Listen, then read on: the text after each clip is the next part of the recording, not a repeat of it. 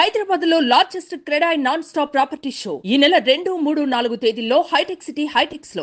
TDP కూటమి ప్రభుత్వం వాలంటీర్లను కొనసాగిస్తుందా లేదా అనే దానిపై వాలంటీర్లలో సందేహాలు నెలకొన్నాయి.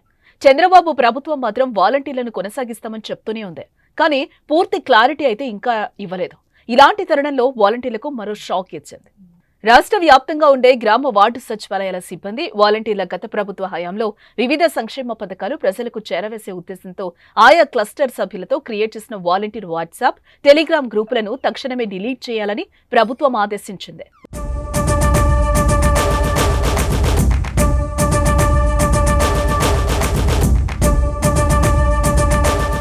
వైసీపీ ప్రభుత్వం హయాంలో ఎటువంటి ఆదేశాలు లేకుండానే వాలంటీర్లు స్వయంగా తమ క్లస్టర్ పరిధిలో ఉన్న సభ్యులను చేర్చి వాట్సాప్ గ్రూపులను, టెలిగ్రామ్ గ్రూప్స్ ను క్రియేట్ చేయడంపై అభ్యంతరం తెలుపుతోంది.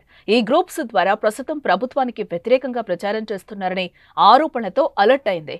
ఆగస్టు 5 సాయంత్రం 5 గంటల్లోపు ఆయా గ్రూపులను డిలీట్ చేయాలని ఆదేశాలు జారీ చేసింది. ప్రజలకు కూడా సూచనలు చేసిన ఏపీ ప్రభుత్వం గతంలో ఏవైతే వాలంటీర్లు క్రియేట్ చేసిన గ్రూప్స్ ఉన్నాయో వాటి నుంచి వెంటనే తొలగిపోవాలని సూచించింది.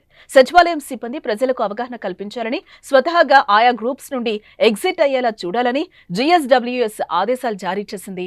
ఈ మేరకు ఈ గ్రూపులను వెంటనే తొలగించేలా చర్యలు తీసుకోవాలని జిల్లాల కలెక్టర్లకు ఆదేశాలు అందాయి. ఆయా వాలంటీర్ల వాట్సాప్ గ్రూపులు తొలగించిన వివరాలను అధికారులు తనకు సోమవారం 5 గంటల్లోపు తెలియచేయాలని సూచించింది. ప్రభుత్వ తాజా ఆదేశాలతో వాలంటీర్లలో ఆందోళన నెలకొంది. తమను కొనసాగిస్తారా లేదా అన్న దానిపై డలమాలో పడ్డారు. చంద్రబాబు మాత్రం వాలంటీర్ వ్యవస్థను ప్రక్షాళన చేయాలని భావిస్తున్నారు. మార్పులు చేర్పులు చేసి వాలంటీర్స్ తమ విధులను మరింత సమర్థవంతంగా వినియోగించుకునే దిశగా అడుగులు వేస్తున్నారు. అయితే ప్రస్తుతం ఉన్న వాలంటీర్లను కొనసాగిస్తారా లేదా కొత్త నోటిఫికేషన్ ఇస్తారా అన్నది మాత్రం ఆసక్తి రేపుతోంది.